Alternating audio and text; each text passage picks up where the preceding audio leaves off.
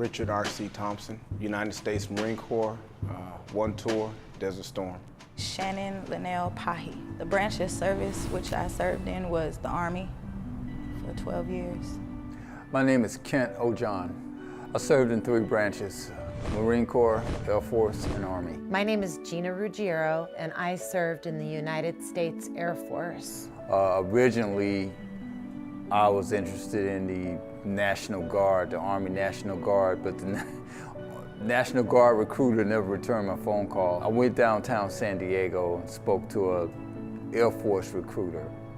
So the Air Force recruiter, he asked me if I had any tickets or anything like that, and I told him yes, I did.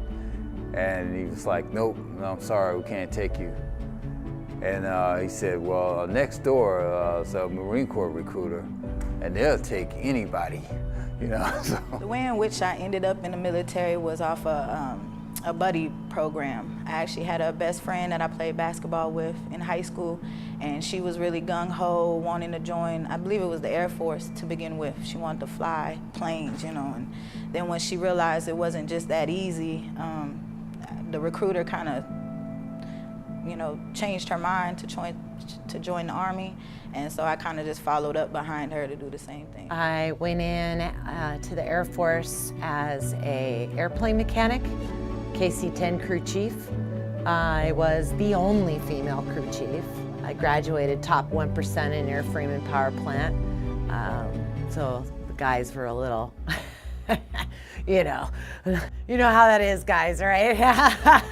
When we women show you up a little. After high school, college wasn't an option for me, so you know I wanted to do something different, of course. So I just picked the Marine Corps to join, and you know I figured maybe after serving in the military I might want to do college or something else after that, but it would give me more options.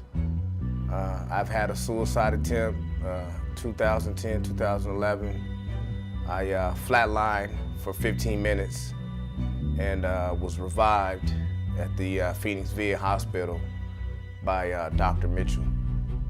Just the everyday stressors of trying to blend back in with society, not being able to deal with what I went through. My anger, I can say now, was over the top. Nobody could deal with me, nobody could talk to me.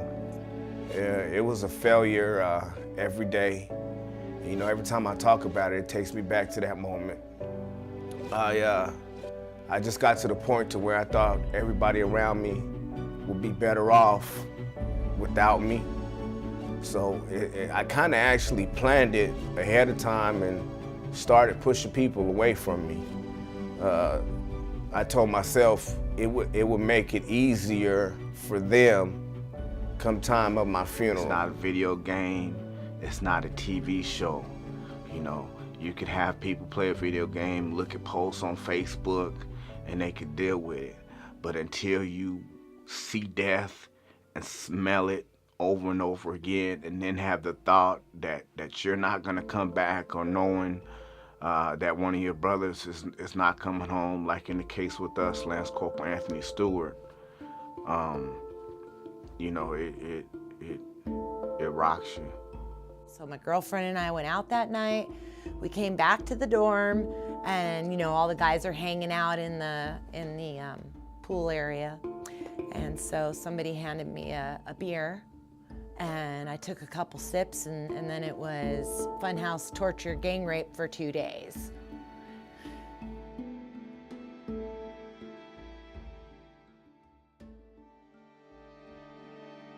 "22 a day, veterans committing suicide, and it's hard for the community to understand what would drive a person to take their own life. But if you feel your life is not worth anything, of no value, then it makes it easy to do that. So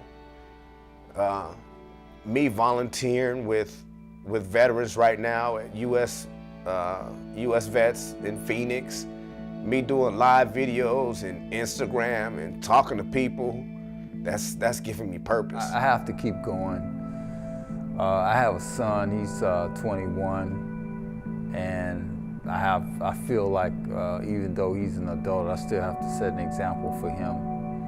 And also the fact that I'm a black man, African American male, and I see what's happening to my people out there in the world, in the United States. And there are people out there that are far less fortunate than me. So giving up is not in my vocabulary.